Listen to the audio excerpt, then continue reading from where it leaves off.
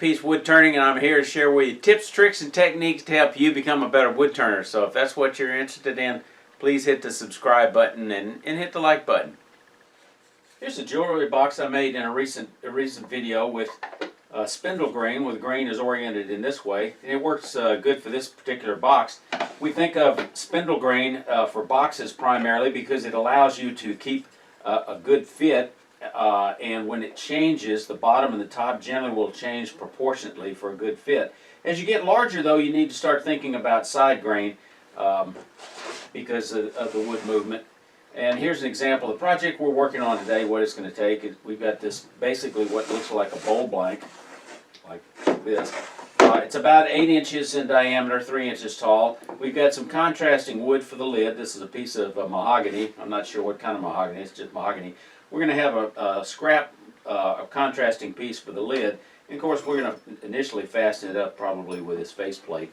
The difference, one of the differences between this style jewelry box and this style jewelry box, where this one we actually turn different shapes in the middle. And I'll have a link to this jewelry box at the end if you haven't seen it. But in this one, we're going to put these cross braces in there and flock the inside to give it a really nice jewelry box look with 4 different compartments. So I set the stops on my drill press to drill this a 1/2 inch deep. Do this lid first out of mahogany. It's a little over 1 inch thick. We're going to put it on a woodworm screw. This sticks out 3/4 inch. We drill this a 1/2 inch. If it had gone 3/4, it had been too deep. So we're simply going to add an appropriate number of spacers. So I've got different choices. Let's try this combination here and see if it fits. And I believe that'll be a good combination. It doesn't have to have but a couple of threads in there to hold it. This is not a real large blank. We're not going to be putting too much pressure on it. So just screw it on.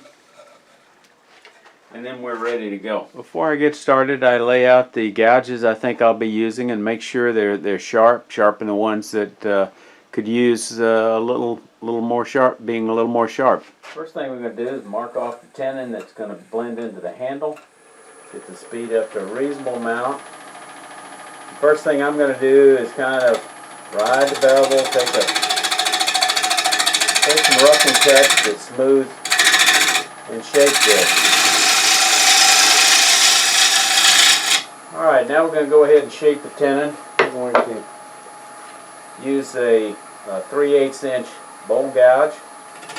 Come straight in. Bring it back. This is just too light a gouge for that task, so I'm going to go to from a 3/8 to a 1/2 inch, and I think it'll be a little easier.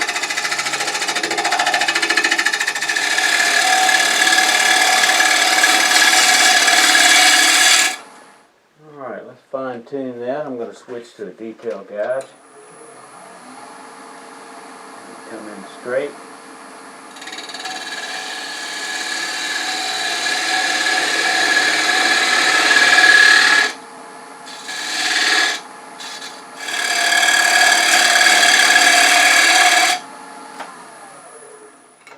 Okay, I've got a tenon. Now I'm going to go ahead and remove the tailstock, get it out of the way, do a little better shaping here. Now I'm in a position where I can ride that bevel and come on down, bring that curve around. Anchor the tool, ride the bevel, lift the tool till it cuts.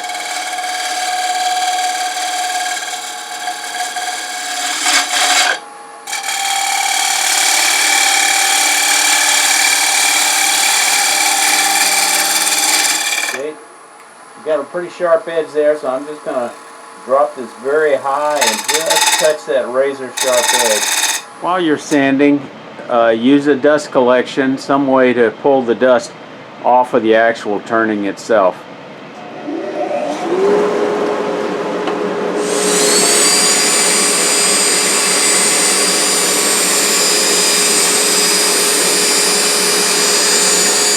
I like this angle drill from Woodturner's Wonders. It's got metal gears. I like the angle of it. The key is you got to blow it out periodically, and if you do, it should have a long life. Okay, now with this finished sanding, we're going to go ahead and reverse chuck it using the tenon we just made.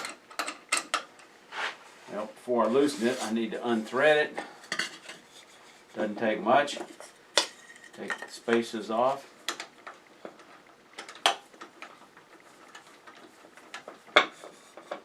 Press it down in the middle. Tighten it up. So I'm going to use a 1/8 inch parting tool.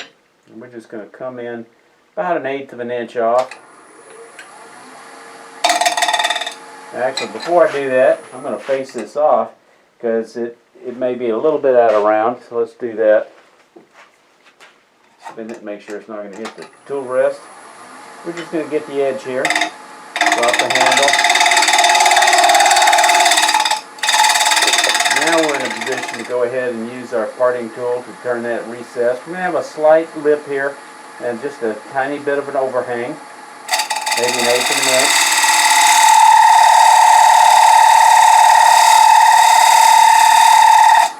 Alright, now we're going to use a bowl gouge to start hollowing it out. So I'm going to go back to that same 1/2 inch that we were using before.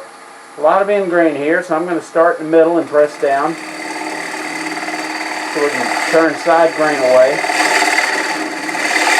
We know we got that hole's a 1/2 inch or so deep. Okay. Light cut. We're hitting end grain all the way, but every other cycle, but this is pretty soft wood and it cuts very easily.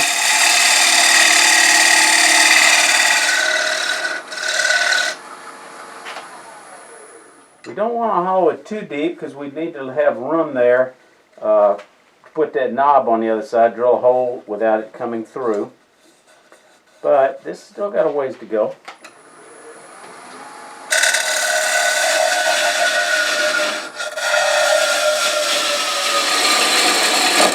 I'll leave that little bit there so I can see how much I've taken out.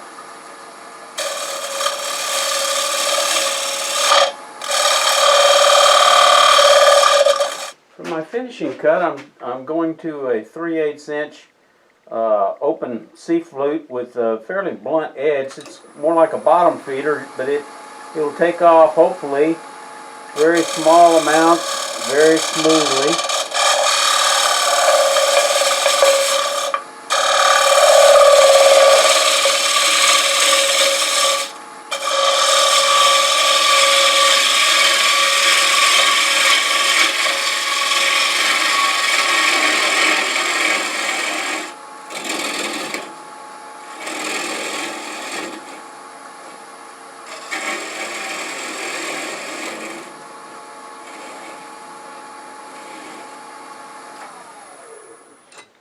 Okay, that's got a nice shape to it. About the right thickness, I think, to leave some room for that hole. We've got this lip here. I think I could probably ease it in a little bit.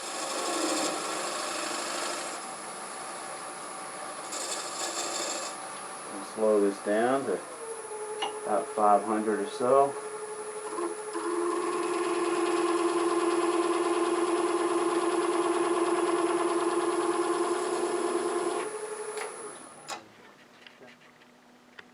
Okay, we're going to go ahead and take this off the chuck and get ready to mount the bowl blank that's going to be the actual body of the jewelry box. Now, here's my challenge. My blank is flat on one side, but that side's going to be the bottom. The top side is kind of off a little bit, so I got to figure out how to deal with that. Okay, we're going to try what's probably the most logical way. Let's use a two-pronged spur drive. The grain is running this way, and this end is lower than this end, so it should hold it by holding it in the grain. Bring this back up.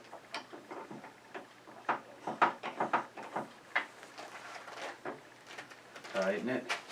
Now it's running fairly true again. Lined up with those spurs with it uneven on each side, so I think that may have solved our initial chucking problem. Alright, so we're going to put a recess in here. This recess tool allows me to do this. It's a shop-made tool. I'll have a link up above where you can find that video on how how to grind one like that. Alright, so this is basically a scraper.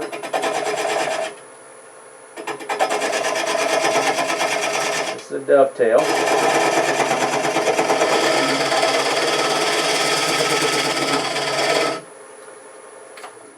This is pretty soft wood. Frankly, I think I feel better about a recess, which I rarely use, because I think the wood, there's so much wood out here, it'll hold it better than possibly a tenon, which could shear off unless I made it very, very large. It's okay.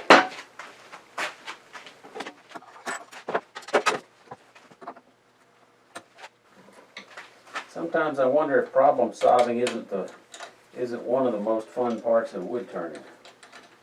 Now that recess is just perfect.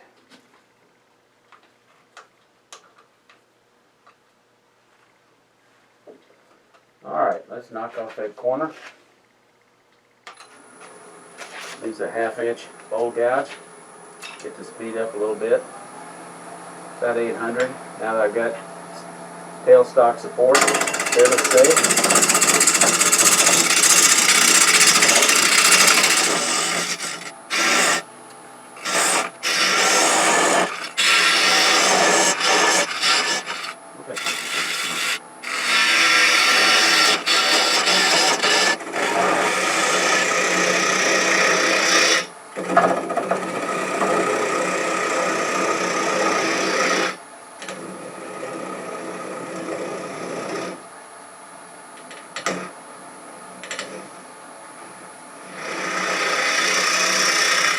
Okay, I think I'm going to make a temporary recess in the middle, just like we did for the front.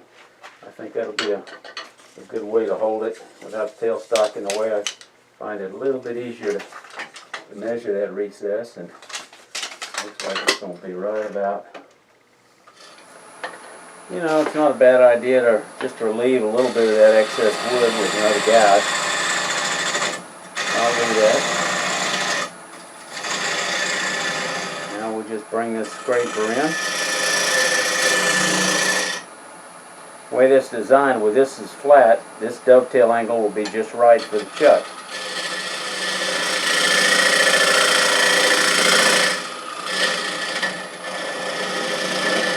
I want to examine that corner, make inside, make sure it's nice and clean, and it is. So we're ready to reverse this.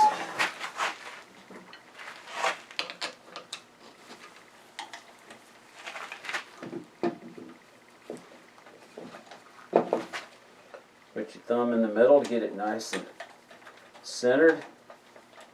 And then we're just going to expand it. Make it snug. But don't try to give it force with everything you got. You tear it out. Okay. Now I can come back to reshaping the bottom safely. And that just matches perfectly, runs perfectly true. So now I can flatten the bottom and start shaping the walls.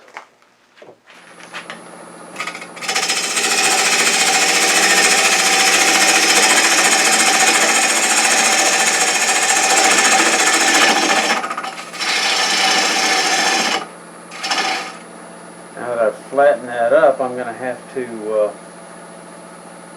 redo that recess through up those walls.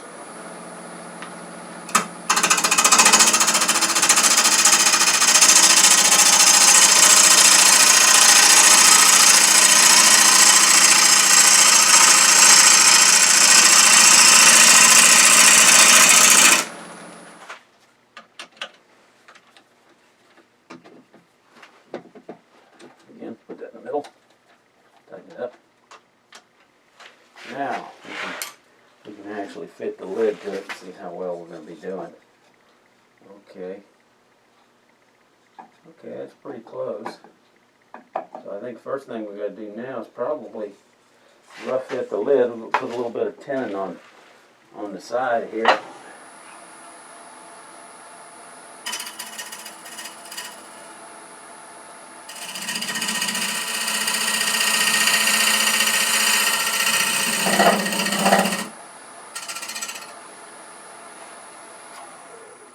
Now, it's just a matter of doing a little bit of fitting. We're going to later use this as a jam chuck. We want a tight fit now, and then we can loosen it later.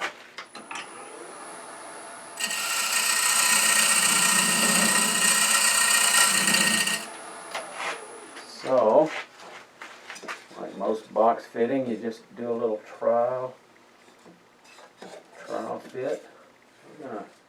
We'll refine that later after we hollow it out, but we've gotten it pretty close. And now we're at this side. I think I will go ahead and make a little bead right there.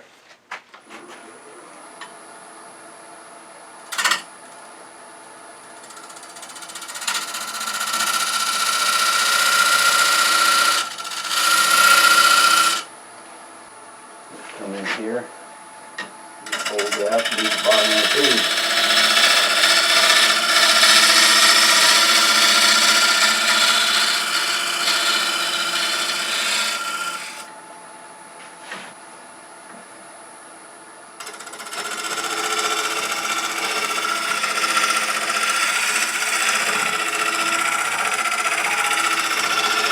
Okay, I sanded the outside of the bowl. I filled some small wormy holes with some brass powder, and I moved the tailstock out of the way, slid the headstock down, and we're ready to start hollowing.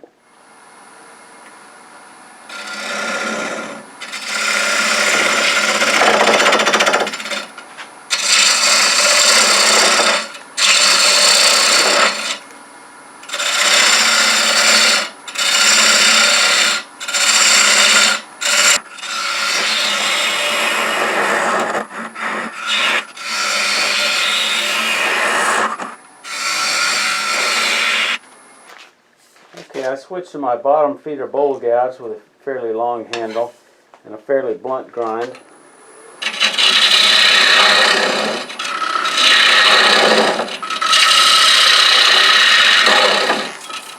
Double check the bowl gouge, the depth gauge. Yeah, that's about where it ought to be. All I need to do is remove that bump, and I'll do that last. And that may be this one. It's thick. The handle's not as long as I'd like, but I think I can get down in here.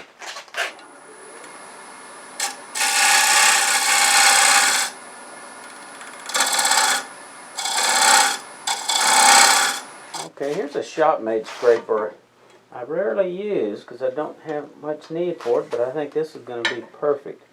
It's going to be used for coming across.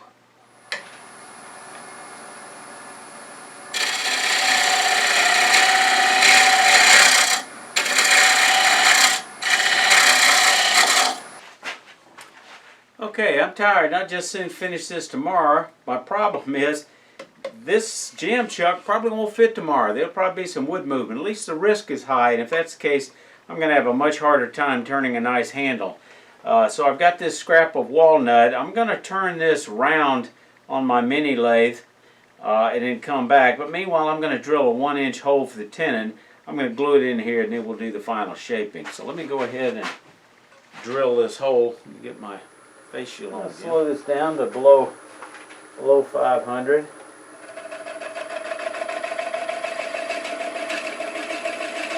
And actually the tenon doesn't have to be very deep, so I think I'm going to quit a little bit early, a little more than 1/8 of an inch, and that'll be fine.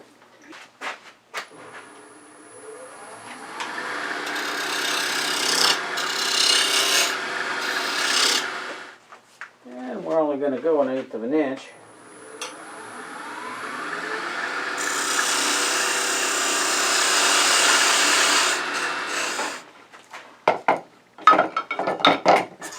Actually, I'm going to go do a quick trial fit and come back and see how it fits. If it's on the money, if it's not, I can take it down just a hair. Okay, I've used some carpenter's glue. I'm just going to bring this up to hold it in place, dry a little bit. Okay, we're going to finish this. So we're going to transition this in to this part right here. We're going to bring this in as a little cove and figure out exactly how we want to decorate the top. Speed a little bit.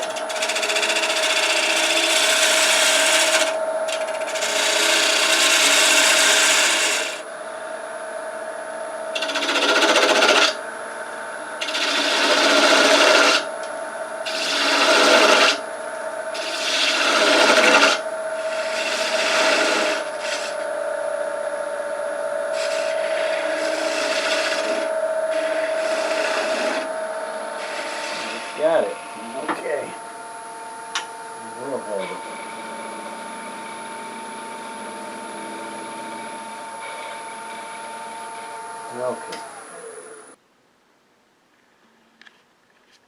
Okay, I want to clean up the bottom a little bit. I hate to leave a recess that looks that prominent, so I'm going to take my details, regular spindle gouge, I think, and I'm just going to come in there and bring this down a little bit. I'll just come on down here.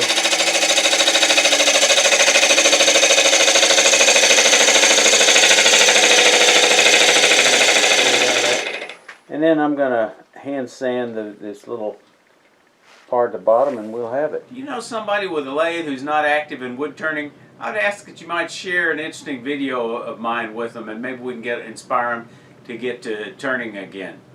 I'll have a link to doing the partition and flocking the inside, lining it with the rayon fibers in a video. If it's not here now, it'll be here next week. Y'all stay safe. Come on back here.